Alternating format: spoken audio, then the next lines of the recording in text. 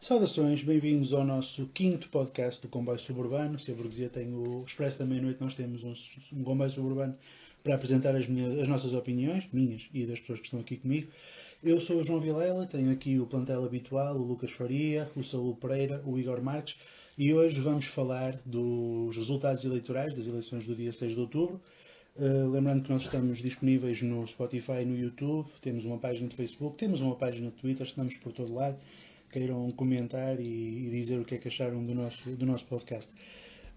As eleições de 2019, as legislativas, também houve umas europeias, mas já foram há bastante tempo, são curiosas porque nós temos pela primeira vez 9 partidos no Parlamento e nós começaríamos talvez pelo lado que nos interessa menos, tendo em conta o nosso posicionamento político, mas que haveria certamente interesse em discutir, que é a questão do que é que aconteceu à direita. Quer dizer, eu chego ao fim da noite eleitoral do dia 6 e penso que todos tínhamos mais ou menos esta opinião, a pensar, eu não estou seguro se a direita hoje perdeu, se a direita hoje ganhou, se a direita alguma vez perdeu, bem vistas as coisas, tendo em conta o regime em que nós estamos, mas eu queria perceber e perguntava ao Saúl, começava por ele, até porque não esteve cá no último debate. Saúl, tu achas que a direita perdeu, que a direita ganhou, que houve uma velha direita que perdeu, uma nova que ganhou? O que é que tu pensas dos resultados para a direita neste último ato eleitoral? Muito boa noite. Eu acho que, analisando bem estes resultados e colocando-os dentro do seu contexto internacional, a direita convencional portuguesa perdeu e a direita, em geral, está numa retirada estratégica e numa reorganização tática dentro do plano político português. E, portanto, é mais ou menos óbvio que aquilo que tu gostas muito de chamar a guerra de posições da direita já está a ser feita há muito tempo. Quem acompanha as redes sociais, as fake news que vão sendo espalhadas e as narrativas que vão sendo criadas, todo o processo está a ser criado. O que não há até agora é um corpo partidário de um partido eleitoral no qual depositar esse pedaço de fel e excremento que está a ser construído e que tem que ser animado como qualquer golem, mas ainda não há o corpo que vai fazer esse golem andar de um lado para o outro. Há candidatos, há algumas possibilidades de como é que esse processo pode acontecer, se será por o crescimento agora de um dos dois novos partidos de direita, seja a Iniciativa Liberal ou o Chega. Estamos aqui a assumir que são partidos diferentes. Há a possibilidade e isto faz parte da tal derrota da direita convencional e reorganização, que é a possibilidade do CDS, no âmbito de uma mudança de liderança, vir a assumir, digamos que as suas verdadeiras cores e assumir um posicionamento muito mais alinhado com o trumpismo e com o bolsonarismo, ou com qualquer versão mais aportuguesada desses fenómenos. E o PSD, em todo este contexto, é difícil perceber se vai ter um papel nesse ressurgimento e nessa reorganização a ela existir, ou se vai ser a sua vítima. Portanto, em qualquer das situações poderia ser vítima, porque pode ser simplesmente destruído por dentro, mas tanto pode ser destruído por dentro e substituído por uma outra coisa qualquer, como também acontecer-lhe como aconteceu ao PSDB do Brasil e transformar-se num partido de âmbito regional e com meia dúzia de quadros que ainda falam.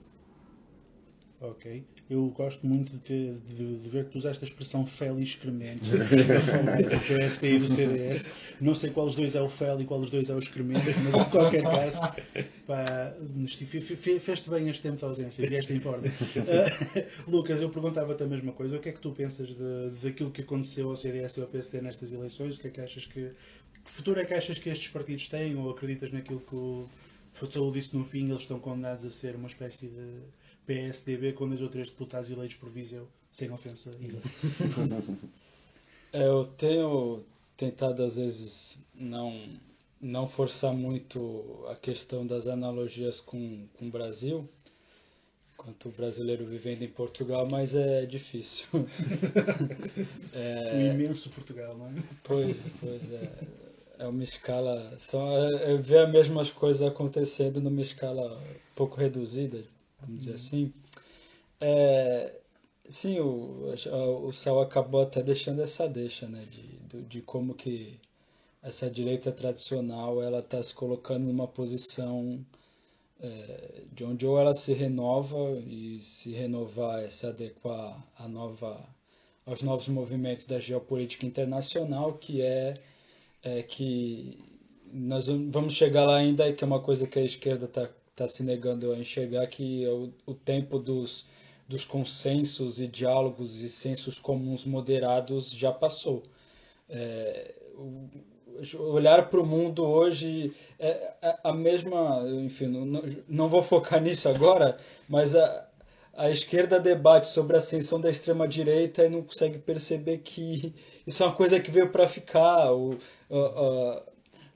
A conjuntura econômica, o estágio do capitalismo hoje não permite mais essas soluções negociadas e, enfim, como eu disse, esse senso comum mais moderado.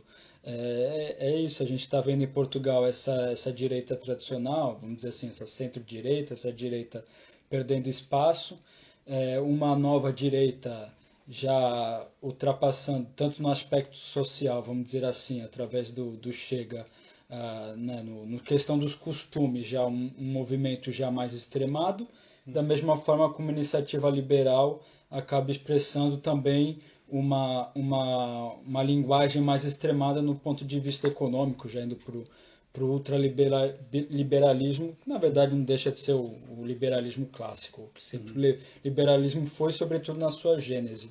Portanto, cada vez mais esses grupos vão se ver forçados a caminhar já para um lado mais extremo, ou eles abandonam o verniz democrático e desses consensos, desse senso comum, ou eles vão ficar para trás, e como aconteceu com o PSDB, DEM e PMDB e outros partidos no Brasil, de cada vez mais se tornarem forças políticas diminutas, praticamente inexistentes. Eu entendo que as novas linguagens, as novas expressões políticas vão caminhar cada vez mais nesse sentido. Igor, eu ia-te fazer uma pergunta. O Lucas estava aqui a falar da questão de ter acabado o tempo da moderação. Acabou a época da moderação e isso, e já falaremos sobre isso, ele levantou essa ponta do véu de que vamos falar daqui a pouco, traz lições que têm de ser aprendidas pela esquerda, mas eu gostaria de perceber se tu achas que o que aconteceu ao PSD e ao CDS é também isso, ou seja, tendo em conta que o PSD e o CDS durante muitos anos alimentaram de uma maneira que nos faz sorrir quando pensamos no Valentim Loureiro e no Avelino Ferreira Torres e noutros que tais, a ideia de que eram os partidos moderados do regime, agora são vítimas do seu próprio feitiço, quer dizer, como eles são moderados, então os não moderados vão tomar o lugar deles, esses não moderados serão o Chega e a Iniciativa Liberal. Tu pensas que é assim ou pensas que a coisa pode ser um pouco diferente disto? Bom, antes de mais, saudações a todos. Tem um fundo de verdade o que estás a dizer. Temos que analisar estas eleições e os resultados delas tendo como ponto de partida a geringonça. E a geringonça vai, de facto, derrotar a direita tradicional, o PPD e o CDS, porque, quer dizer, o legado dos anos da PAF levava a isso. Tu a seguir à PAF, de facto, irias ter sempre um governo que iria fazer menos mal do que a PAF tinha feito, porque as coisas são assim. Era difícil fazer pior que aquilo, de facto. E isso vai levar a esse esvaziamento desses dois partidos da direita. Esse esvaziamento depois faz-se à custa, faz-se ganhando o PS alguns votos, o PS vai ganhar votos aí, com certeza, e com o aparecimento, lá está, de duas forças políticas que vão roubar mercado eleitoral a esses dois partidos, ao PPD e ao CDS. A iniciativa, quer uma quer outra, quer a iniciativa liberal, quer o Chega, portanto, são ambos partidos, enfim, da direita radical. De certo modo podemos dizer que são as viúvas do Passos Coelho e do projeto da Troika e da PAF para Portugal, mas vão ser a expressão daquilo, portanto, indo já à questão que me colocaste, vão ser a expressão da radicalização da direita como resposta a um governo, enfim, sendo simpático, um governo de centro-esquerda. Podemos colocar as coisas nesses termos. A gente vai chegar lá. Só por, como se diz em inglês, just for argument's sake. Portanto, essas duas forças políticas vão aparecer nesse sentido e vão ser produtos da própria geringonça. O Saúl estava, perdão, o Lucas estava a dizer, e com razão, que o fenómeno da extrema-direita veio para ficar, mas o fenómeno da extrema-direita também já tinha vindo para ficar da primeira vez que veio. Isto só se derrota com respostas extremas, e a resposta extrema não passa, obviamente, por eleições. Isso está fora de questão.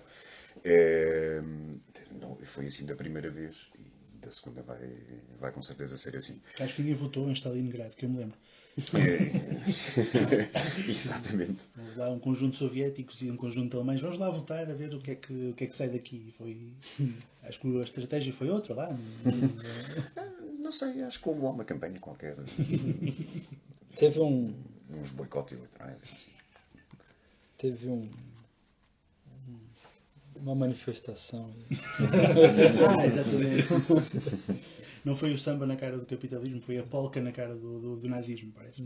Bom, mas enfim, todos abordaram essa questão. Eu penso que de facto é um dos aspectos essenciais desta eleição é de facto nós termos uma ruptura pela direita, que é uma ruptura que tem uma característica que eu ia falar, e eu até aproveitava isto para fazer uma pergunta ao Lucas, que, lamento, nós não queremos estar sempre a forçar comparações com o Brasil, é verdade, mas quer dizer, a gente olha para o Chega e a gente vê o Bolsonaro, a gente vê lá tudo o que o Bolsonaro tem, a besta do André Ventura tem, a gente olha para a iniciativa liberal, a gente vê o MBL, quer dizer, é assim uma coisa, é quase papel químico, ou seja, e há aqui uma coisa que eu acho muito curiosa e que tem piada, tendo em conta que nós vimos, e se calhar ainda vamos aproveitar este podcast para falar um pouco disso, nós vimos de uma tradição frentista que acha que tudo que é democrata e não é fascista pode ser posto no mesmo saco e, portanto, fazer parte de uma ampla frente para nós combatermos o fascismo. No Brasil, aliás, estamos a ver isso, quer dizer, há uma recauchutagem do Kim Kataguiri, há uma recauchutagem de uma série de quadros dessa natureza. Da Janaína Pascoal e... Do Frota? Do Alexandre Frota. É verdade. Cada nome que vocês dizem me deixa mais deprimido do que o nome anterior. Mas seja como for, o que nós estamos aqui a ver é que, de facto, e talvez isto valesse uma discussão, nós temos um partido neoliberal e um partido fascista a subir ao mesmo tempo. Será que o neoliberalismo e o fascismo, e será que, portanto, os defensores, os ultras do capitalismo são uma e a mesma gente e a gente não tem conversa nenhuma para ter com eles e vai saber o Igor tem alguma razão naquilo que está a dizer sobre a solução disto? O que é que tu tens a dizer sobre estes dois novos partidos? Sobre esses dois novos partidos em específico, meu desespero é de ter saído de uma situação que eu via no Brasil e ver ela acontecer aqui de novo. Na verdade, eu saí do Brasil no final de 2015. Eu já tinha um pouco de conhecimento, não tenho muito hoje, mas pelo que eu conhecia da teoria marxiana, né, na crítica da economia política, eu entendia que aquilo estava fadado ao fracasso. Eu ainda estava no governo Dilma, estava no início da crise, eu ia no mercado fazer compras e falava, opa, peraí, o que eu gastava antes já não está dando. enfim, a coisa não está muito bem. E, enfim, uma série de situações da minha vida pessoal, acabei vindo para cá. E de lá para cá o que eu vejo no Brasil é a esquerda acuada, a esquerda vê a crise econômica, a esquerda, se é que podemos dizer assim também, né? Assim como na geringonça, o PT no governo é acuado e em nenhum momento, até porque abandonou isso, enfim, um dia a gente vai fazer um episódio para falar mais precisamente não só da conjuntura como processo histórico do Brasil, mas o petismo sem bases sociais para capitalizar, né, vamos dizer assim, em cima dessa insatisfação da crise, até porque ele era um dos gestores da crise, e a classe trabalhadora desesperada, com corrupção e vendo seu poder de compra, tudo aquilo indo por água abaixo, a questão da violência urbana, aquilo tudo. E as únicas forças que se apresentaram como alternativa, né, como acabar tudo que está aí, tá ok, né? Mudar isso daí. Mudar tudo que está aí, tá ok. São essas forças, né? São mais notadamente o Bolsonaro, que ali escolheu uma sigla de aluguel, arrendou para ele, agora tá lá numa disputa interna. O MBL, que hoje são os arautos da democracia, que eram o fascista, o golpista, não sei o que, agora já são, por certa esquerda, visto como uma voz moderada e aquilo tudo.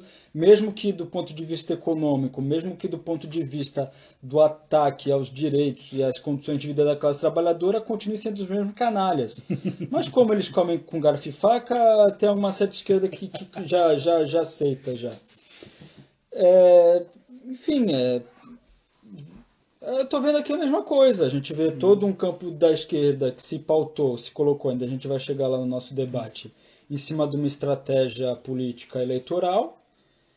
Mais hora, menos hora, a crise vai chegar, vai vir as contradições do modo de produção capitalista vão bater nas costas da classe trabalhadora, eles vão para o lado daqueles que se colocam como alternativa. Você vê a iniciativa liberal dizendo que a gente vive em Portugal num país socialista, e aí vai vir alguns arautos do nosso campo político chamar os trabalhadores de burro, sei que na verdade se você tem no governo, bem, até outro dia a gente vai discutir se ainda tem ou não, um partido comunista, um bloco de esquerda, um partido socialista no governo, pô, o trabalhador está vendo aquilo e fala, realmente é socialismo, se é um de esquerda, outro é comunista, outro é socialista, isso é socialismo. Se ninguém também se dá o trabalho de ir lá ensinar para o trabalhador o que é socialismo, ele vai achar que isso é socialismo mesmo. E da mesma forma chega, que pega, enfim, as contradições, a saúde, algumas questões de violência urbana, enfim, questões, fazem aquele oportunismo, aquela mentirada com questões referentes a etnias específicas, no caso das populações chamadas ciganas, e enfim, essas situações fazem toda aquela distorção, aquela narrativa canalha, e vão acabar convencendo os trabalhadores. E mais hora, menos hora, é uma tendência mundial. Só não vê isso quem não quer. Que é isso? São grupos utilizando-se de uma narrativa de novo, de diferente, de mudar tudo que está aí, enquanto o que seria o campo oposto disso que fala, não, somos democratas, a democracia acima de tudo, e você não consegue entender que essa democracia está ruindo por si só, pelas suas próprias contradições, pelas suas próprias limitações. Então passamos aqui, eu perguntava também a mesma coisa ao Saúl. Tu achas que é casual esta ideia, esta coisa de nós termos a subir ao mesmo tempo os neoliberais e os fascistas? Achas que será que isto é a demonstração de que a ideia de que existe um campo democrático que vai do liberalismo até ao anticapitalismo e do lado de lá estão os fascistas que são inimigos comuns de nós todos? Se calhar não é bem assim. Se calhar isto... O que é que tu pensas da conjuntura deste ponto de vista? Eu acho que nessa situação, portanto, esperar dos liberais, principalmente deste tipo de liberais, de um conjunto de liberais que olhe para o que é Portugal governado desde há 45 anos e diga isto é socialismo, Portanto, logo a partir daí há uma suspeita a apontar a essas pessoas. Esperar desse tipo de liberais qualquer tipo de possibilidade de alguma vez se alinharem numa frente antifascista, não só tem todas as limitações que qualquer frente antifascista tem, segundo todas as discussões possíveis teóricas e práticas à volta disso, como tem a limitação da parvoíce.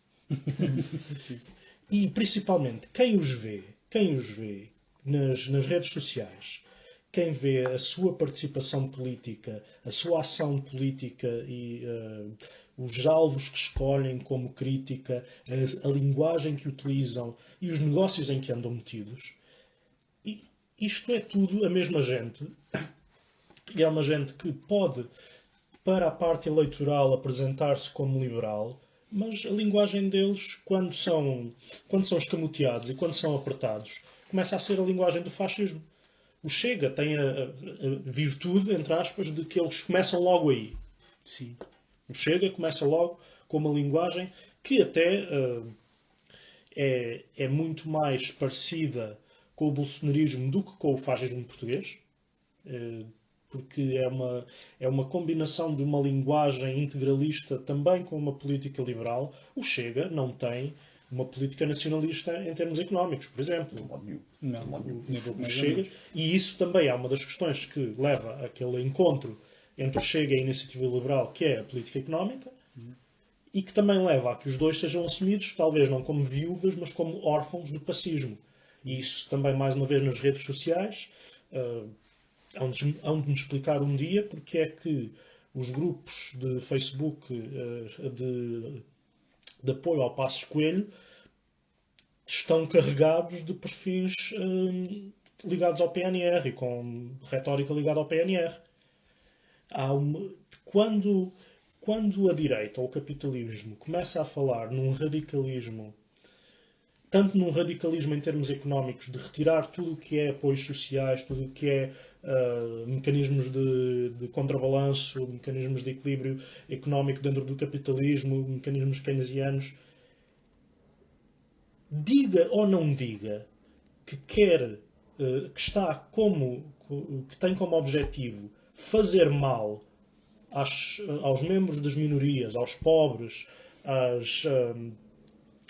às mulheres, a todos aqueles e aquelas que não estão enquadrados dentro do sistema de poder do capitalismo, mesmo que não digam que odeiam essas pessoas, estão a causar-lhes dano na mesma. Estão na mesma a provocar que a vida dessas pessoas passe a ser pior.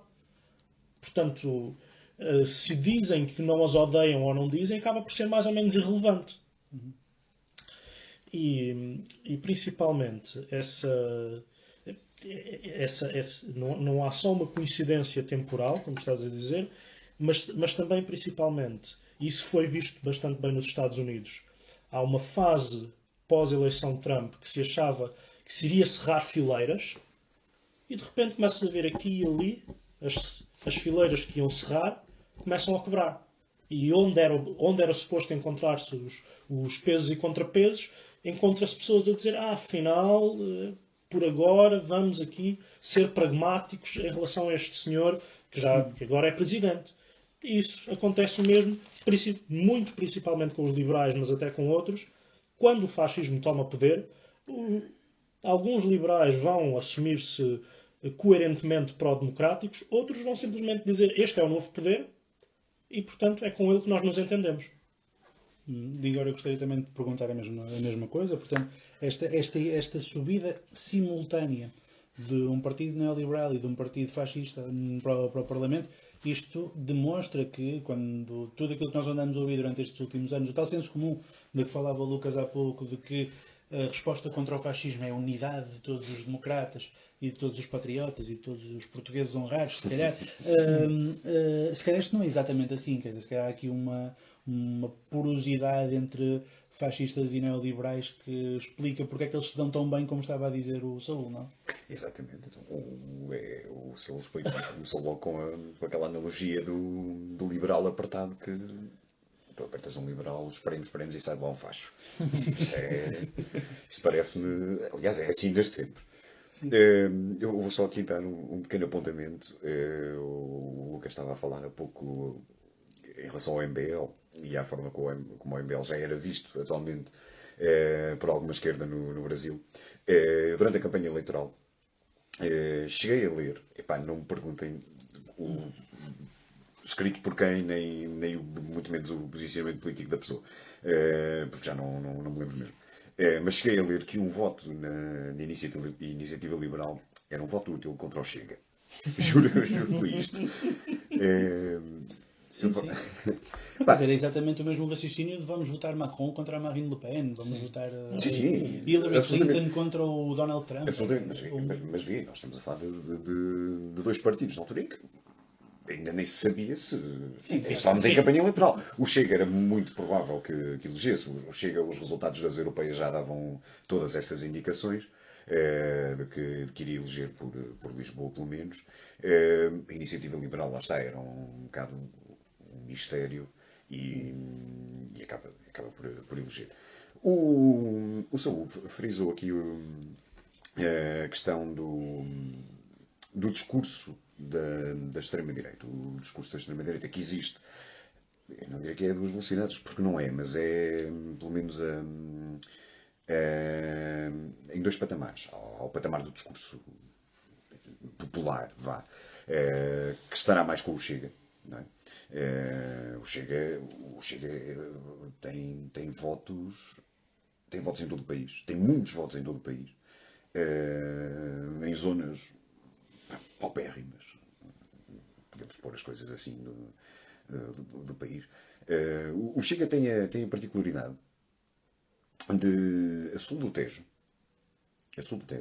ter a única freguesia onde a direita teve mais votos que, bom, incluindo aqui o PS à esquerda, enfim, onde a direita tem a única freguesia com mais votos. É uma freguesia que é alguns no distrito de Beja, já nem sei o conselho. O Chega ganhou? E nessa freguesia, e é a única freguesia abaixo do Tejo, onde um partido que não seja o PS, a CDU ou o Bloco tem a maioria. Isto é significativo. Sim, bom, estaremos a falar de poucas dezenas de votos, é evidente. Mas não deixa de ser, não deixa de ser significativo. Sim. Esse discurso cresceu muito no tempo da Troika. E tu vias o discurso dos empresários naquela altura, era um discurso como nós nunca tínhamos visto em Portugal.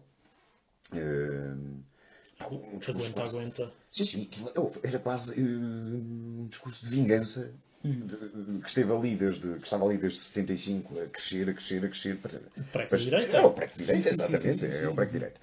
Que ainda não acabou. De modo nenhum. E provavelmente ainda está a começar. E esse discurso vai passar para a Iniciativa Liberal. A Iniciativa Liberal, o mercado eleitoral deles é malta urbana de Lisboa e do Porto, basicamente. Os parasitas que a maioria deles nunca trabalhou na vida. Quer dizer, são os meritocratas que vivem à custa das heranças dos pais e essas coisas assim. Tenho o mérito do apelido. Exato. Eu tenho algumas dúvidas que a Iniciativa Liberal, pelo menos neste... Obviamente que as circunstâncias mudam, mas até neste figurino de partido que eles me parecem ser, que vai crescer muito mais. Não digo que vá, enfim, nas próximas legislativas, por exemplo, não eleger ninguém, não vou tão longe, mas não me parece que nestas circunstâncias que eles venham a crescer muito mais, porque a concorrência também é forte. O PSD e o CDS, enfim, não sabemos muito bem para que lado é que vai virar, mas o PPD se lhes der na telha, basicamente, para começarem a ter um discurso agressivo e contra o governo PS e pegando num discurso liberal, portanto, economicamente neoliberal, Acredito que alguns desses votos que foram parar à Iniciativa Liberal voltem ao PPD e eventualmente ao CDS. O Chega é outra conversa, o Chega já é outra história. O Chega, apesar de ser um partido unipessoal, aquilo não se conhece mais ninguém ali que não seja aquele fulano, que saiu do PPD para lá, saiu do PPD e fez aquele partido. E não levou ninguém com ele. Não se conhecem, ninguém ouviu falar de uma fuga de militantes do PPD ou do CDS sequer para ali, nem sequer do PNR. Nem sequer Aliás, o presidente do PNR chorou agora nas eleições. Sim, exatamente. Andamos nós aqui há anos a dar o corpo ao manifesto e vem este tipo e limpa um lugar. Apoiantes, talvez, mas quadros. Sim, mas também não quer dizer, falar em quadros do PNR, mas sim. Ninguém conhece os quadros do PNR. Mas... Vitor Ramalho. Pois, o Pinto Coelho. Sim. O Pinto Coelho, tarde ou cedo, vai acabar por apoiar o Ventura. Ou então vai ficar sozinho, feito maluquinho da aldeia. Se ele for muito ególatra, ele não... Também, pronto, a gente não interessa. O Chega tem um mercado eleitoral que é amplo, que é um mercado muito amplo em Portugal, que é a classe média. Já não é só urbana, é a classe média urbana, periférica, até rural, que vai desde o simples empregado de escritório ao taxista, ao professor, até ao minifúndio, ao dono da loja. São milhões de pessoas. Que vai levar com ele, obviamente, depois também desempregados, trabalhadores pobres, irão eventualmente atrás. O Lumpen, sim. Porque a esquerda também não vai saber, porque nós sabemos que não vai saber, pô-los a dizer disparados sobre o Serviço Nacional de Saúde, ou sobre a educação, ou seja o que for. Tem tudo para crescer, o Chega tem tudo para crescer. E para se tornar um rival do PPD à direita. E estou curioso para ver como é que o próprio PPD, o CDS, lá está, o CDS vamos aguardar. Mas estou muito curioso para ver como é que o PPD agora vai reagir. Muito bem, portanto, agora que já falamos da gente que não interessa, vamos falar de pessoas que nos interessam um bocadinho mais. Não muito, lá chegaremos às que interessam de facto. Vamos então, primeiro começar por perceber, há um partido, muito honestamente, que me fascina em Portugal, porque é uma invenção, um partido que não existiu nunca na vida e que foi basicamente insuflado em meia dúzia de meses ali em 74, 75, e hoje é o partido esteio do regime para todo o sempre. É assim uma coisa absolutamente inacreditável. Estou a falar, obviamente, do PS, que em 2015 o PS em 2014 ganhou as eleições europeias. Houve lá aquela fita do Costa dar um golpe de Estado contra o António José Seguro para ser secretário-geral, porque ele sim conseguiria ganhar eleições. Chega a eleições e perde. Matematicamente perde contra a PAF. E aquele tipo consegue uma coisa absolutamente execrável, porque é típica do PS, que é, tendo perdido, não só o PS continuar a existir, mas o PS ficar a existir no poder e crescer agora nestas eleições de 2019. O PS é cancerígeno do ponto de vista político, porque é por todas estas razões. Eu tenho alguns ódios de estimação e acho que se nota que o PS é um deles. De qualquer forma, eu queria perguntar-vos, e partilhando convosco a minha dor e frustração, e começava pelo Saúl, por razões que ele saberá. Que raio é isto? O que é que explica que um partido que está nas vascas da morte perde uma eleição, consegue manter-se 4 anos no poder, chega ao fim e está... Ele teve até 2 semanas antes da eleição às portas de ter uma maioria absoluta. Como é que isto se explica? O que é que tu viste lá que te permite explicar isto? O que explica isto são algumas questões extemporâneas e outras não tanto. Algumas eu posso dizer o que vi lá, que vi 2 ou 3 momentos em que o PS podia ter seguido o caminho do PASOK. E um dos momentos é conhecido, o momento em que o Cavaco Silva convida o António José Seguro a fazer parte de um governo de unidade nacional. E se isso tivesse acontecido, tudo o que estás a dizer sobre o PS teria acontecido provavelmente. O PS estaria hoje a disputar provavelmente os 15% com o Bloco de Esquerda. Seria bem possível. Há também uma situação relacionada com a posição do nosso próprio país, de Portugal, na divisão internacional do trabalho. Portugal, desde há alguns anos, situou-se num patamar de semi-periferia ligeiramente acima da periferia, que coloca num ponto em que parece que é difícil atirar a situação política portuguesa para um lado ou para o outro. E combinando a isso tudo, tens um líder com uma habilidade para o taticismo político como não existia em Portugal desde há muitos anos. Sim, sim. E isso é uma das coisas que provoca até ódios chamemos restante direita, ou portanto, na direita, e provavelmente e também na esquerda, e em alguns aqui. Eu reconheço. Sim. Mas António Costa aprendeu tudo o que o Mário Soares sabia, e o problema é que não esqueceu nada do que o Mário Soares sabia.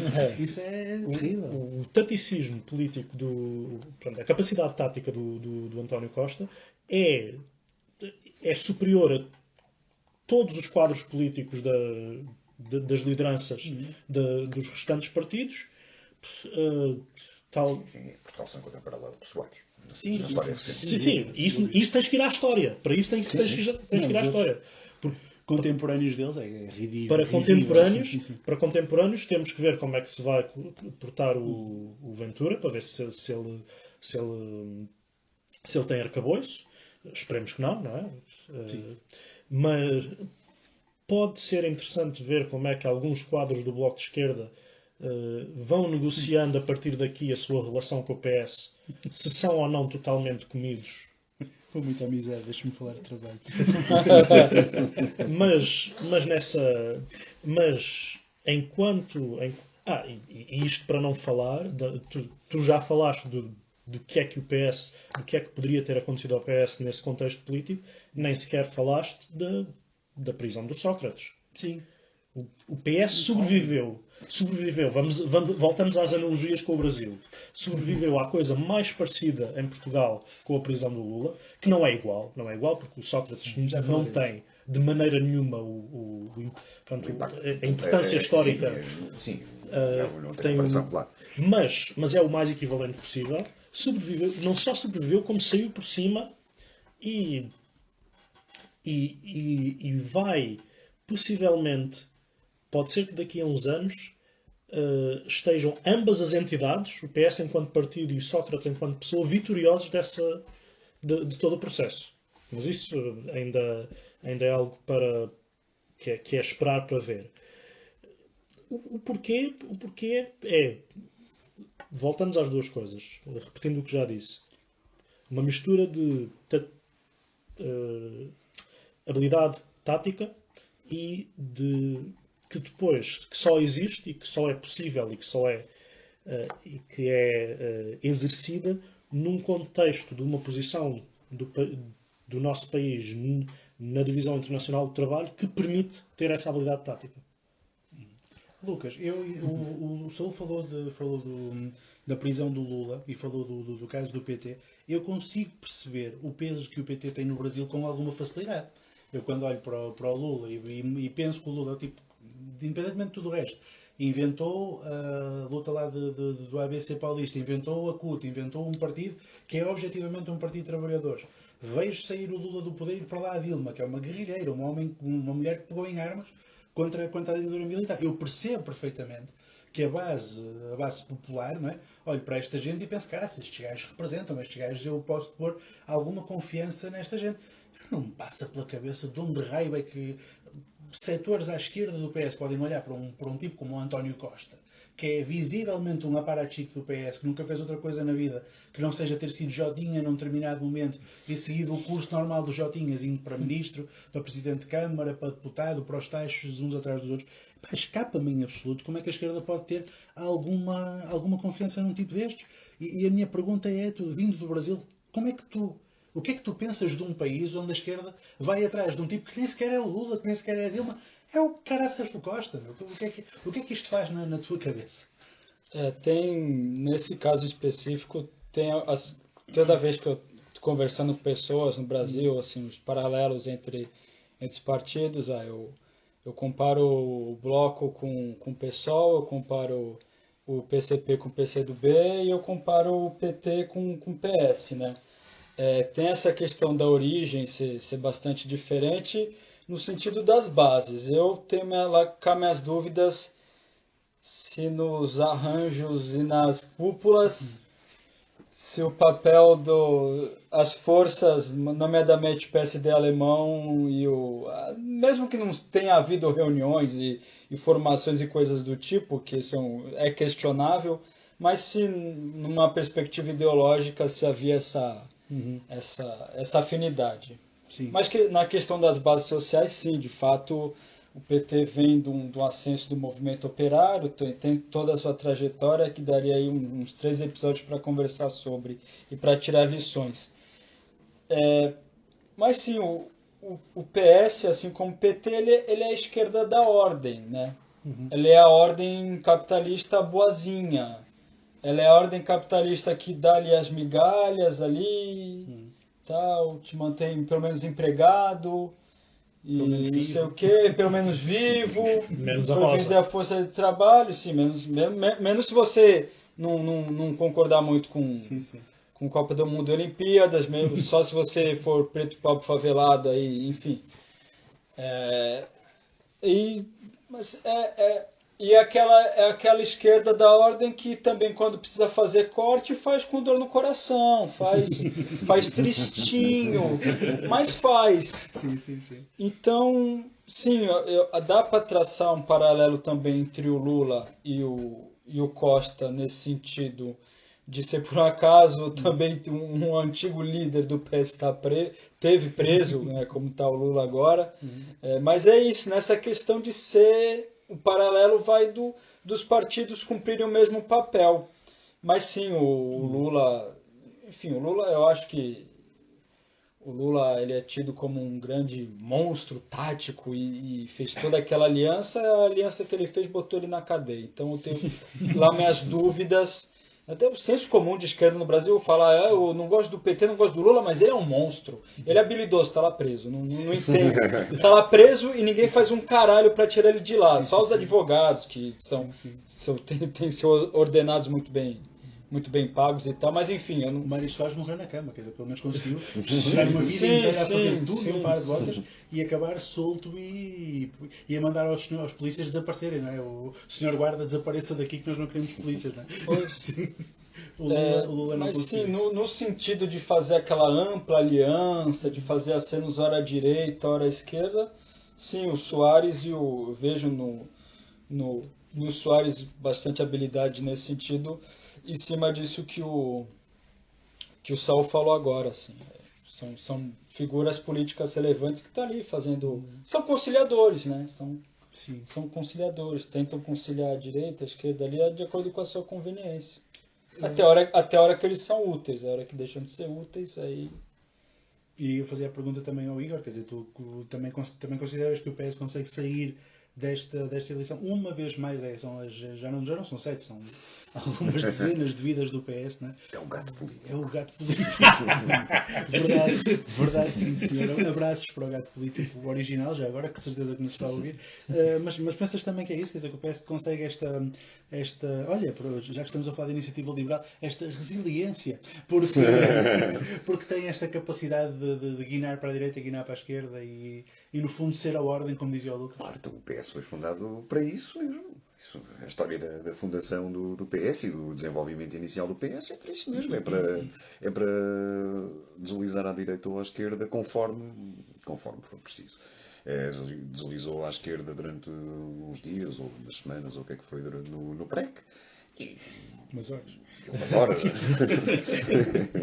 Ali no 11 de março, porque a situação assim o exigia, senão a coisa se calhar não corria bem. E depois a partir daí deslizou sempre à direita. Enfim, o PS sobrevive porque alguém lhe deu a mão. Isto é mesmo assim. O PS começa a sobreviver também quando dá para lá o Costa e sai o António José Seguro. O Costa, que é, como o frisou várias vezes, tem uma habilidade tática que é de facto extraordinária.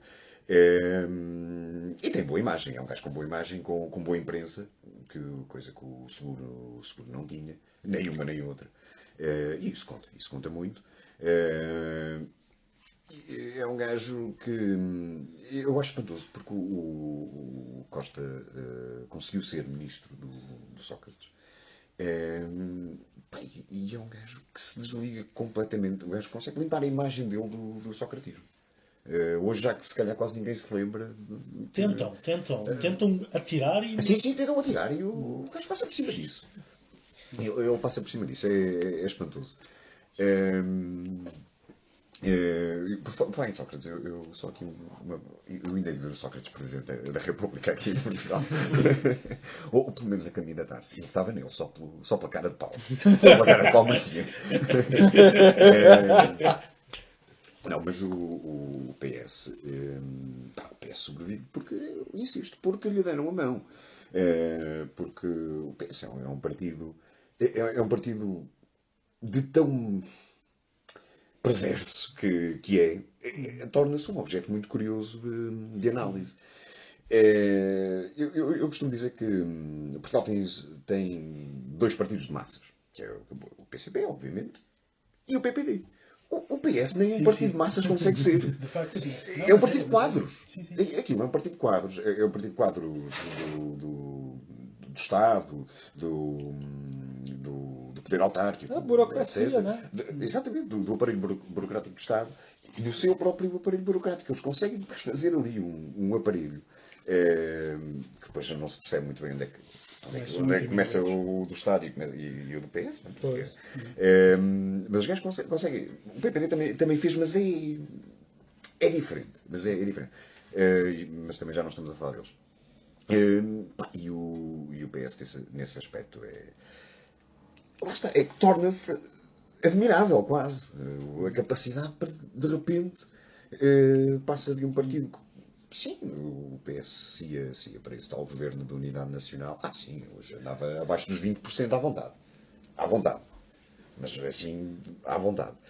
Não sei se o PS e o PPD têm ainda ninguém falou disto aqui. É sempre difícil analisar isso, sobretudo analisar os resultados eleitorais destes partidos sem falar no poder autárquico. Porque o poder autárquico que ambos têm, quer dizer, Portugal tem 300 e não sei quantos conselhos, e estes dois em conjunto têm aqui 300 e tal. Sim. Lá está, assim. Mesmo depois tens ali os que têm independentes que ou são ligados a um ou são ligados a outro. Quer dizer, são independentes hoje, foram de um dos dois. Sim, exatamente. 5 ou 6 anos atrás. E o PCP a ser cada vez mais comido pelo PS nos seus antigos baluartes. Sim. Sobretudo em zonas urbanas, sim. Sim, e além de que o PCP sempre foi localizado, o poder autárquico do PCP sempre foi. Sim. Ainda há de ponteira localizada em metade do país, é verdade. Mas numa metade. Muito clara, sim. Pouco habitada. E pouco habitada, exatamente. Quer dizer, demograficamente era pouco expressiva. O PS e o PPD tinham e ainda têm o resto do país. Por isso eu não sei até que ponto nós depois também dizemos o PS ia pasoquizar-se ou o PPD agora vai pasoquizar-se. Será muito rigoroso tendo em conta isso. Mas vamos já passar à próxima. Sim, senhor. Fico satisfeito de me estares a dar ordens. Falando de política partidária Isso aqui nacional. nunca foi uma democracia. É uma decisão coletiva, acho muito bem. Foi votada de braço. O Lucas estava-me a falar há bocado que nós não falámos do PAN, mas eu acho que vou conseguir. Eu explico porque é que não falámos do PAN. Porque nós estávamos a falar primeiro da direita, depois da esquerda, e eu não faço a mais pequena ideia. O PAN é de qual dos dois? É uma coisa que nos escapa em absoluto. Se não é nenhuma direita. Se não é nenhuma direita, porque exclusão de pais. Mas também tem anarquistas. Sendo que também é provável que tenha tudo e um pai, sei lá, não faço a menor ideia. Mas enfim, já falaremos do PAN. Primeiro vamos falar então da esquerda que se reconhece e se assume como tal. E vamos fazer a pergunta que ninguém quer calar. Quer dizer, ao fim de 4 anos de geringonça, a minha pergunta, e começo por perguntar ao Igor, porque eu sei que o Igor quer falar sobre isso, até já me deu aqui um pequeno empurrão para nós falarmos. Igor, 4 anos de geringonça valeram a pena ou não valeram a pena? Para o PS valeram. Para o PS valeram. Olha, mas por acaso para o Bloco, até pensei que o Bloco ainda fosse levar uma tarefa maior do que aquela que levou. Perdeu para o LIVRE, perdeu o voto. Sim, perde. E para o PS. E para o PS também perde votos. O PCP, pois. O PCP já vinha a perder votos há várias eleições.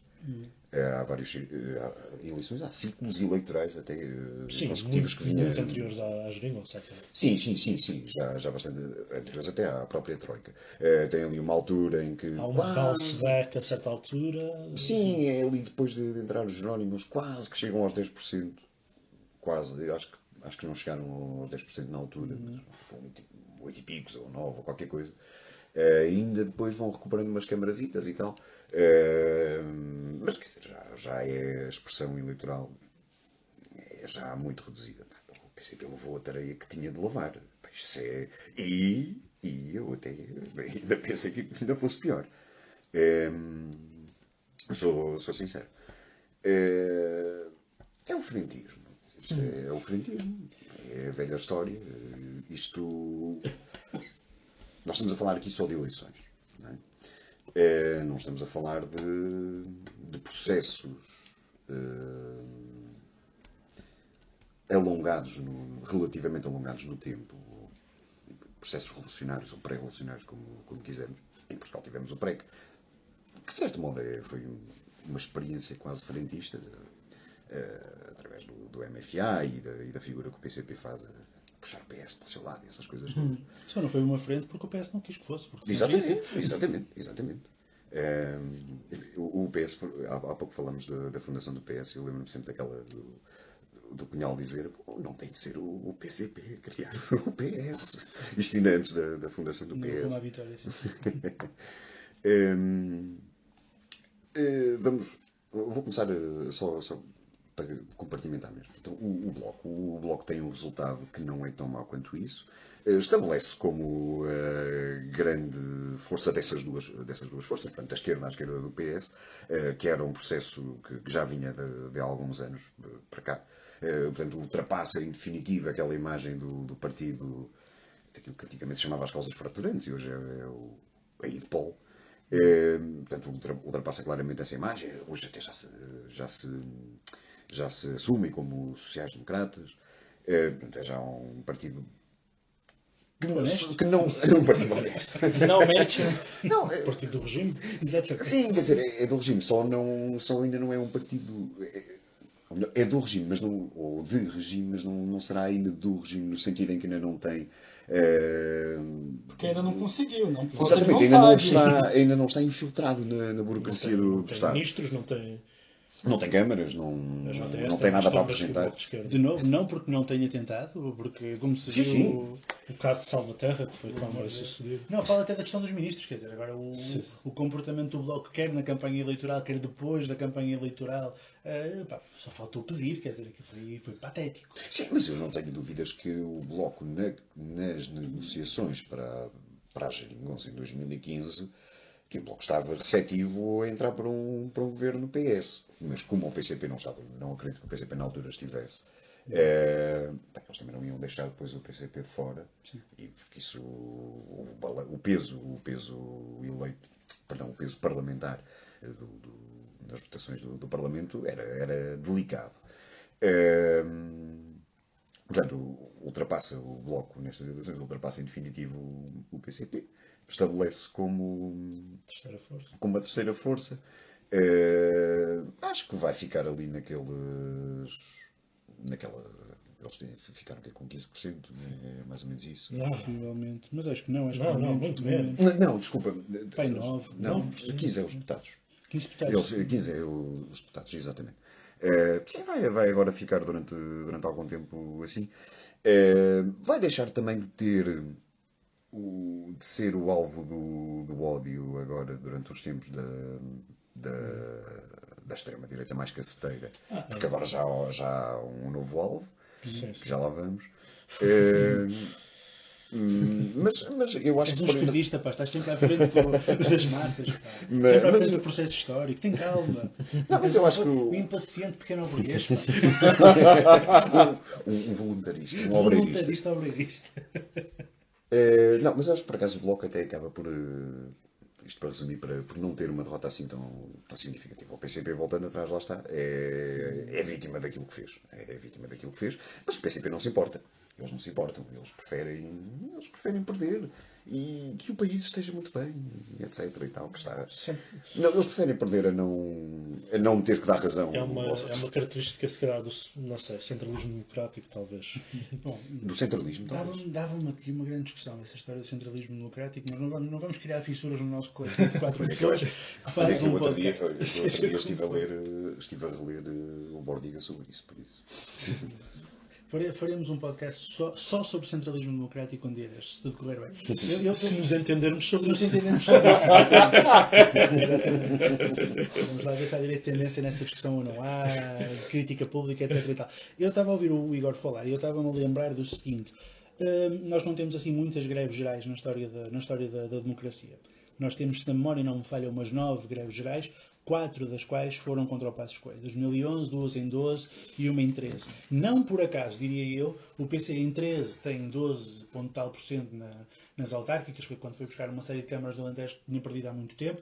Não por acaso em 14 vai buscar 3 eurodeputados nas europeias de 2014, de repente entra a geringonça e há esta debacle. Os resultados das presidenciais que foram o que se sabe, os resultados das autárquicas que vai ser perto de câmaras históricas, perto de Almada, assim uma coisa violentíssima. Nunca mais ganha. E provavelmente não voltará a recuperar, não sei. E depois estes resultados das legislativas, que são, enfim, terríveis do ponto de vista do que tem sido o histórico do PC, voltando a dizer, desde 2012, desde o tal ciclo. Portanto, eu perguntava ao Saúl se ele concorda com esta minha perspectiva. Há uma correlação entre o acelerar da luta por parte do PC e o crescimento eleitoral, e há uma correlação entre o desacelerar da luta por parte do PC e a derrota eleitoral, ou eu estou a ver as coisas muito mal? Sim, vendo as coisas da maneira como estás a descrevê-las, é difícil ver a realidade de outra maneira. O PCP, apesar de toda a pressão da comunicação social e da política bem pensante que recebe sempre que vai para uma luta mais agressiva, mas todos nós sabemos que é uma luta que está perfeitamente enquadrada nas instituições. As greves gerais não são revolucionárias, são perfeitamente enquadradas numa greve geral que o Adam Smith assumiria como parte do funcionamento de uma economia liberal. Mas sempre que o PCP assume esse papel, por reformista que possa ser esse papel, quando o PCP assume esse papel, volta ou assume também o seu papel eleitoral. E então fica aí nesses tais 10, 12% nas suas câmaras, porque é aí que o seu eleitorado o reconhece. Se o PCP não faz isso, nós olhamos para 2 ou 3 coisas em que o PCP se posiciona, e na maneira como o PCP se posiciona atualmente, quando o seu atual eleitorado, portanto, já não os históricos, olha para um PCP que apoia as touradas, que se posiciona do lado do CDS em questões de costumes, e depois nem uma greve geral faz. Sim. O que é que sobra? Exatamente. Portanto, se eu vou indo até para aquelas denominações ITPOL, pegas num brocilista e tiras-lhe o socialista, fica só o bro. Sim. Eu não vou votar se não só porque... O gajo para isso vai votar no Chega, que pelo menos não tem a foice e o martelo. Possivelmente aconteceu. Não acredito nas mudanças de voto lineares. Eu acredito muito na questão dos que ficam em casa e dos que se abstinham e passam a votar. Eu acho que as grandes mudanças eleitorais são mais por aí do que as pessoas que mudam de um partido para o outro. Mas o PCP, ao assumir este papel coloca-se nesta posição e vai continuar nesta posição enquanto assumir este papel. Ainda está a tempo, tal como o PS ainda estava a tempo. Mas porque ainda tem as estruturas. O PCP ainda tem as estruturas lá. Eles ainda podem fazer esse processo. Mas, para mim, a posição do Bloco de Esquerda, para mim, é mais perigosa do que o PCP. Porque o PCP pode estar num movimento de ir continuando a perder votos lentamente ou de estagnar numa certa votação. Mas se houver, de facto, uma intensificação de uma crise capitalista, a posição do Bloco de Esquerda desaparece. A posição atual do Bloco de Esquerda ou é de ser absorvida pelo PS ou é de se esfumar enquanto partido, porque o Bloco de Esquerda continua a não ter uma base sindical. Nem uma base sindical amarela, nem por amarelar. O Bloco de Esquerda não tem base sindical nenhuma. Portanto, a partir do momento em que o Bloco estiver numa situação em que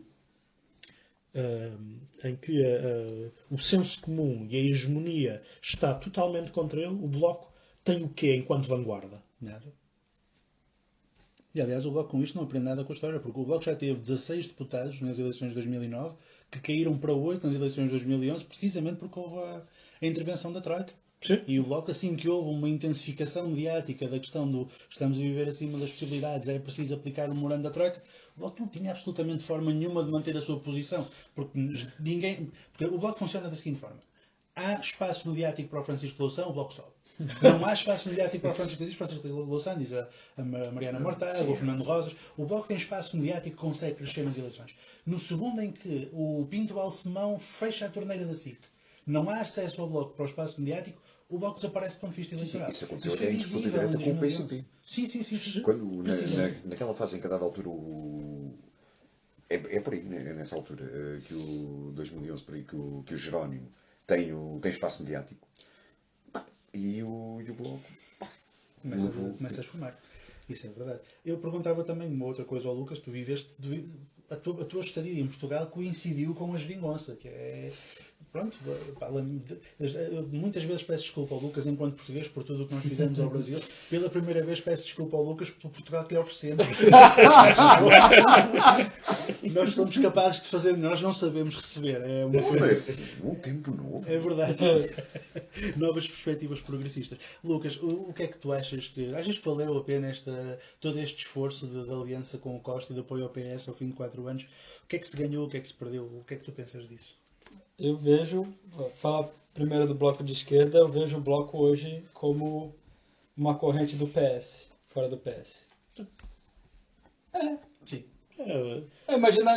Vamos imaginar que o PS fosse um partido trotskista. A massa crítica do PS. O Bloco seria uma corrente ali que ia tentar puxar a esquerda. O grilo falante. Mas eu tenho que reconhecer, finalmente...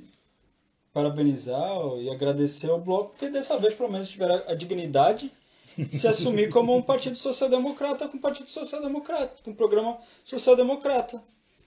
E acho que é o mínimo que eles têm que fazer, porque é o que eles são. Falar a verdade não merece castigo. Qualquer no discurso e nas ações não tem qualquer perspectiva anticapitalista. O PC, a merda é que ele ainda usa foice e martelo, tem esse mérito, pelo menos ainda usa foice e martelo, mas bom, já que falei do PC, especificamente o PCP, né? O que falar do PCP, né? Não trava lutas, a gente vai ter que dar nomes e para quem acompanha nosso podcast é bom começar a se familiarizar com isso e procurar se apropriar mais. É o tal do frentismo, é o tal do dimitrovismo.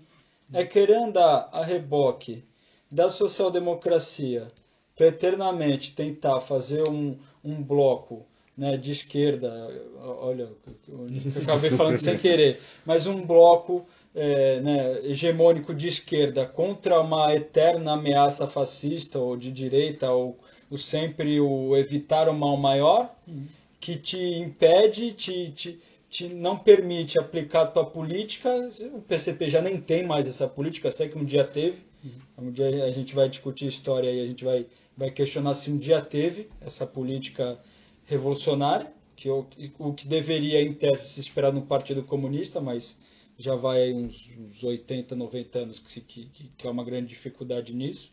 O Partido Comunista travando o processo revolucionário virou exceção, no Ocidente então nem se fala.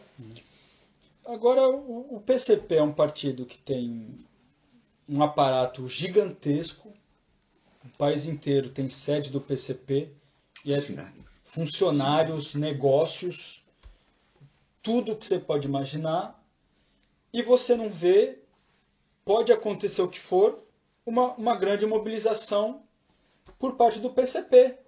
Você tem folclore.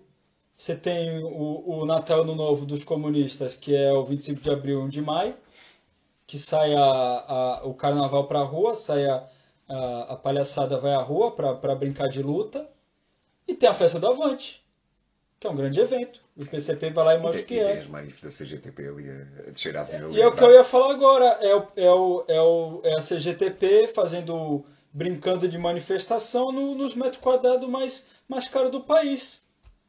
Para filmar aquilo com bom aparato, inclusive de filmagem e som e tudo, e botar aquilo na televisão em horário nobre, na RTP. E o que o PC faz de lutas concretas? Não faz nada. Não faz nada.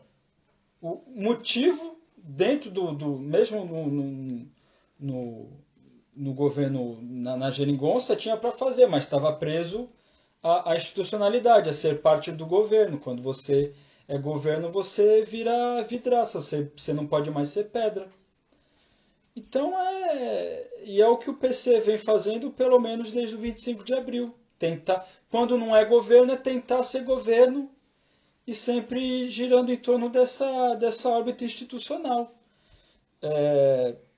Você também não vê em todos os âmbitos da intelectualidade, tanto na economia, na educação, mesmo na saúde, enfim, tudo, você não vê um intelectual marxista sério, alguém que possa levar a teoria marxiana para as massas.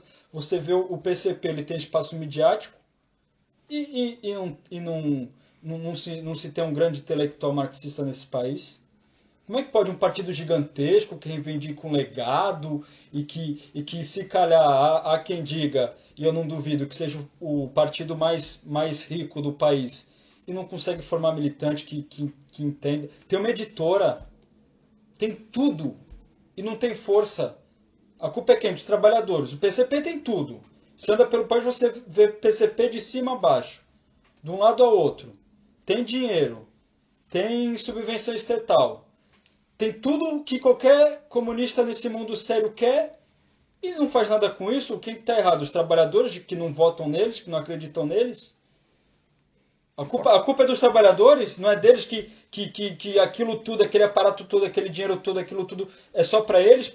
E quem está lá dentro mesmo, até militantes antigos, que prestaram serviço ao partido, se tenta falar qualquer coisa, são expulsos, são banidos, viram pária, são difamados e tudo. Não tem uma discussão interna. É sempre o mesmo pensamento político há sei lá quantos anos. A mesma coisa e não se reavalia. Sim, a formação ideológica lá dentro é nula. É nula. Há a formação técnica para a direita. Sim. Para darem quadros à direita. Aliás, o princípio é uma grande escola de quadros para a direita. Sim. Não, eu estou a falar sério. Digo sem ponta de ironia. É uma grande escola de quadros. O próprio Mário Soares veio de lá, graças. Enfim, continuando então neste périplo, o Lucas pediu um bocado para falar do livro, falando do PAN, peço desculpa, falemos então do PAN e do livro, que são os partidos que estão a faltar.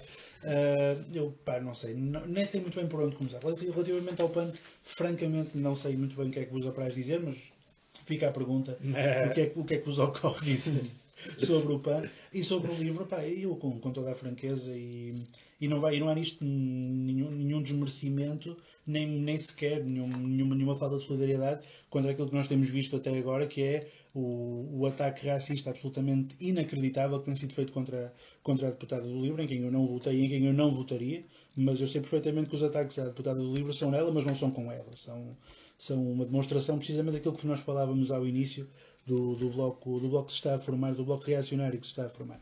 Mas seja como for, é no mínimo insólito que um partido consegue ter este peso com a pauta da imigração e da defesa das minorias, esteja a apoiar a União Europeia, que é provavelmente a instituição que mais mata africanos nos dias de hoje nos mares, no mar Mediterrâneo. Mas pronto, enfim, e resumindo nisto uma pergunta, o que é que vos apraz dizer da performance do PAN e do LIVRE? E começo pelo Lucas, foi quem me pediu para falar do PAN há bocado, faz favor. Eu acho que é difícil falar do PAN porque ele é um fenômeno político também um pouco recente e algumas questões a ver. Acho que não precisa falar muito, até porque, enfim, é um fenômeno recente, como venho dizendo.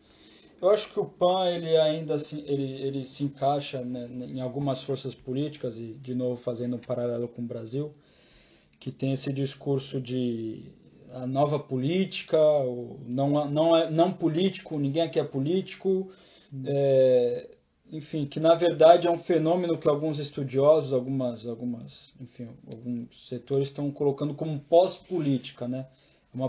São políticos que não se apresentam como político, tem esse discurso isentão, nem esquerda nem direita, e é para frente que se vai e tudo. Sim. Que, para falar do que eu penso do PAN, eu vou usar uma frase do Chico Mendes, que era o famoso melancia, verde por fora, vermelho por dentro. Ecologia sem visão anticapitalista é jardinagem. É verdade. Você tem um modo capitalista de produção, que para gerar riqueza, para gerar valor, por consequência para gerar mais-valia, para gerar lucro, precisa eminentemente explorar os recursos naturais, explorar o meio ambiente para gerar o valor, para gerar o lucro. Qualquer pessoa que tenha a mínima intenção de questionar as questões ambientais sem colocar em pauta o capitalismo está sendo canalha ou mal informado. Então, do PAN era mais ou menos isso. Para mim, são políticos tão fisiológicos quanto os que estão aí, apenas com verniz progressista e com essas pautas que estão muito sensíveis atualmente, né? A questão da Greta e essas coisas do meio ambiente, que as pessoas estão sensíveis, que pegaram numa pauta aí que tá latente e até novamente identificando com o Brasil, é um fenômeno que até era bom investigar, não sei se tem alguma coisa nesse sentido, que muitos dessas correntes, partidos e figuras são financiadas por institutos. Por exemplo, como a Tabata Amaral no Brasil é financiada lá pelo Instituto Lehman, que é o homem mais rico do Brasil, que tem um instituto para formar políticos, e aí forma políticos e depois saem com esse discurso. Uma organização chamada RAPS lá no Brasil, que tem políticos do PSL, que é o partido do Bolsonaro, do PSOL, do PT, do DEM, de tudo. Mas o pessoal vai lá, faz um cursinho para virar político e sei lá com aquele discurso perfeito, maravilhoso que a mídia adora colocar em pauta. Então não duvidaria muito que por trás do PAN existisse alguma coisa nesse sentido. Já do livro, já para arrematar, o episódio acabou extrapolando um pouco o tempo, é uma questão muito delicada para falar do Livres, porque, enfim, questões sensíveis vem à tona, mas é isso em cima disso que o Vilela falou, né? O escândalo foi por causa da bandeira da Guiné-Bissau, que estava, porque ela é originária de lá, que estava na festa quando ela foi eleita. e que ninguém refletiu que por trás da bandeira do Guiné-Bissau estava a bandeira da União Europeia, que Vilela falou que é uma instituição macabra, genocida, não só historicamente como atualmente. Então, novamente, reivindicar questões do racismo, da xenofobia, da homofobia, da transfobia, de tudo, sem questionar o capitalismo é vazio. Eu acho que o Livres ele é a voz representada no parlamento do Almirante Reis.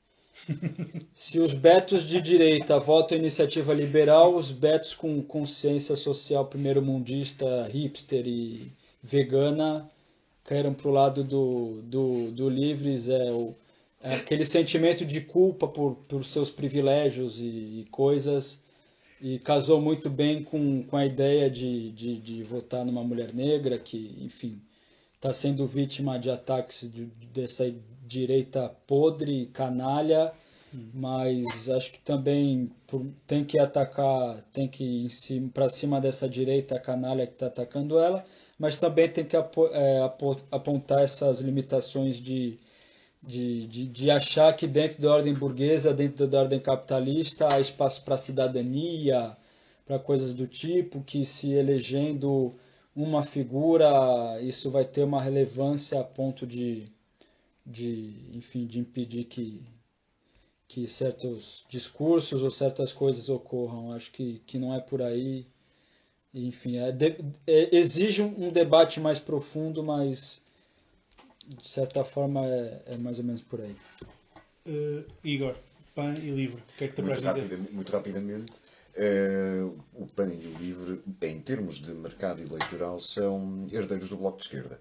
O LIVRE, por razões que são evidentes. Sim. O Bloco de Esquerda deixa cair um bocado as causas identitárias dos últimos meio de anos, ou 10 anos, se quisermos, e alguém tinha que pegar nelas, e sobretudo nesta conjuntura atual, alguém tinha mesmo que pegar nelas, e pegou o LIVRE, pegou bem, e elege uma deputada muito por causa disso.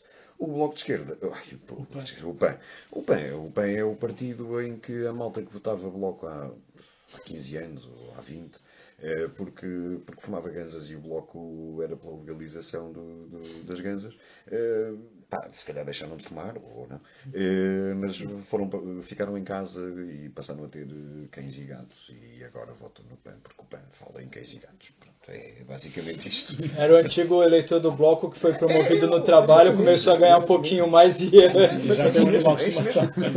É aquilo que era o bloquista, o estereótipo do bloquista de há 15 ou 20 anos.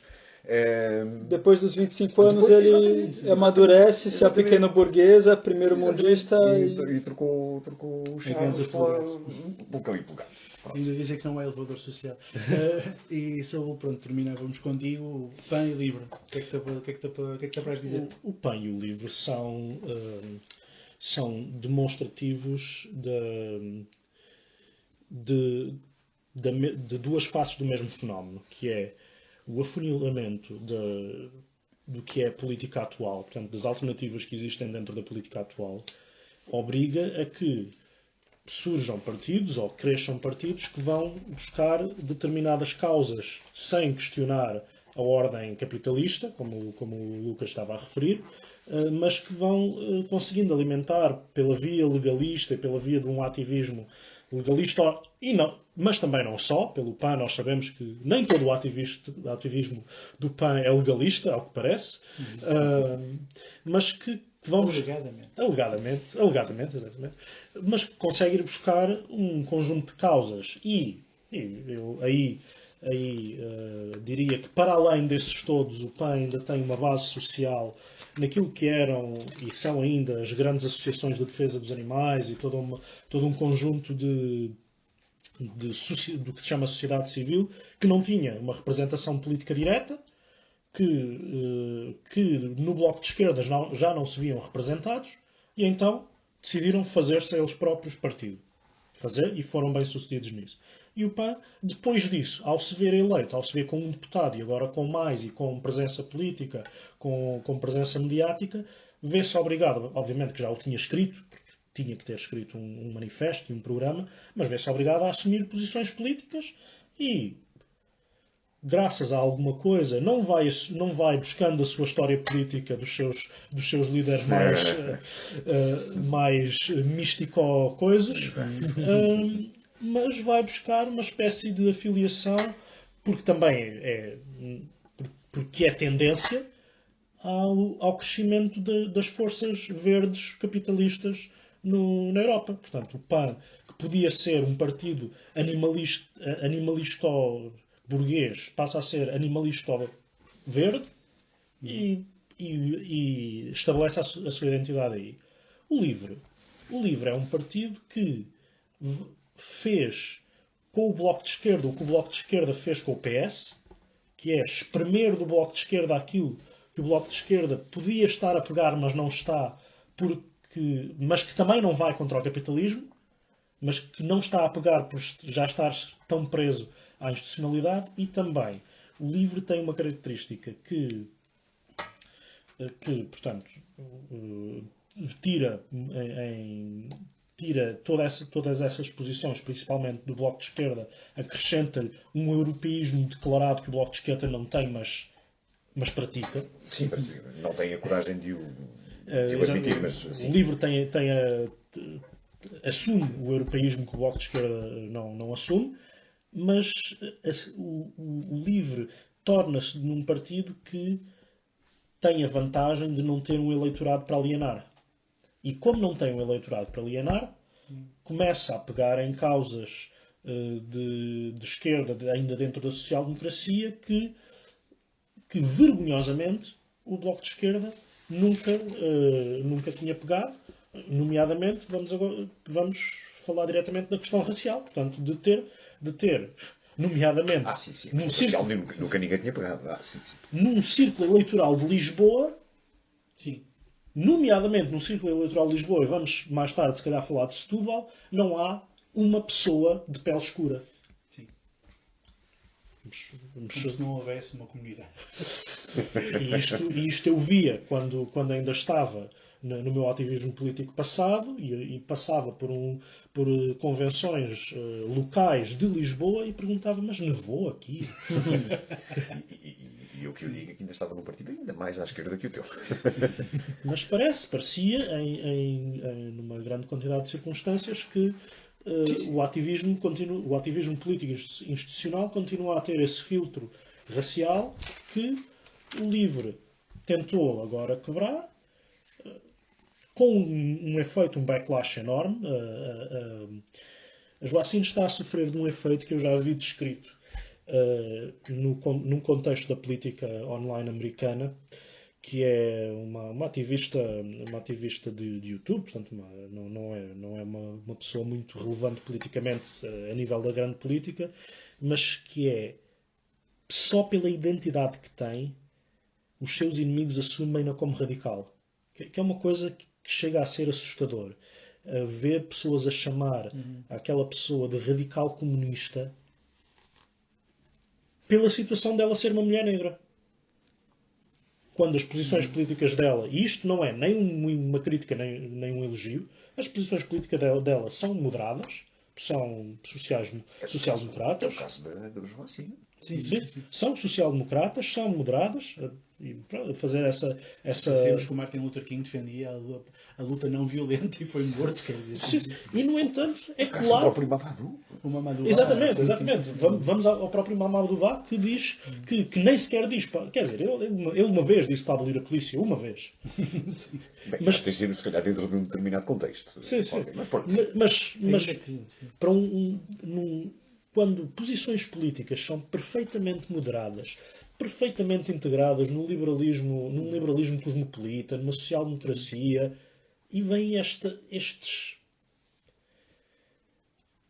palhacinhos dizer que eles, esses ativistas, são comunistas, são radicais. É radical dizer eu sou uma pessoa.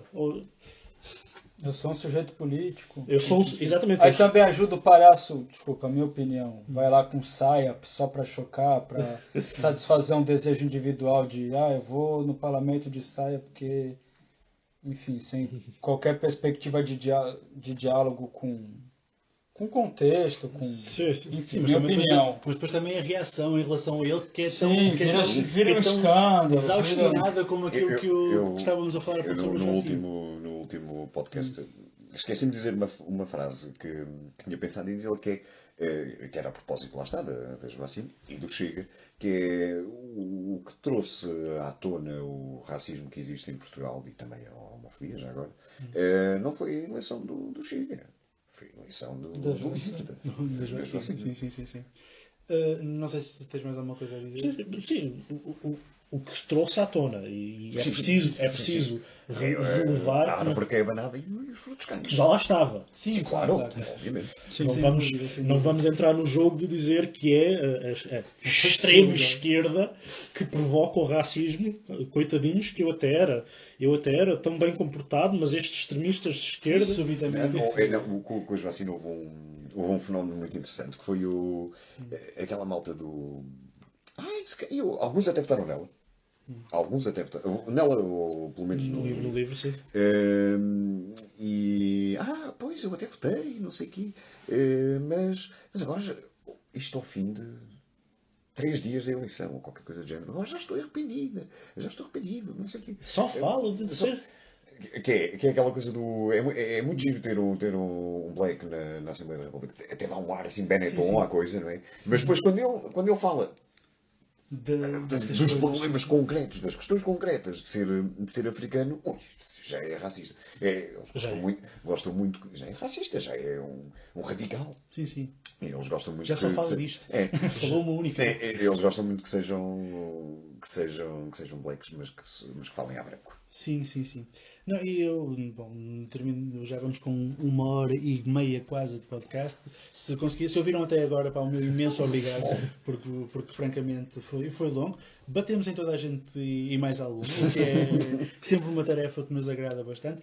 E relativamente à questão de que o Saúl falava, eu estava aqui a escrever, quer dizer, é uma coisa que me ocorre sempre, porque já ali na altura na altura do Black Lives Matter, em que havia assim umas coisas bastante Outra figura abusadas. Totalmente moderada. Sim, mas na altura havia uma reação absolutamente desaustinada em relação a tudo aquilo, e eu lembro perfeitamente de ter visto um tipo a dizer num vídeo qualquer do YouTube, não é por aquilo que nós estamos a fazer, mas but they see it coming.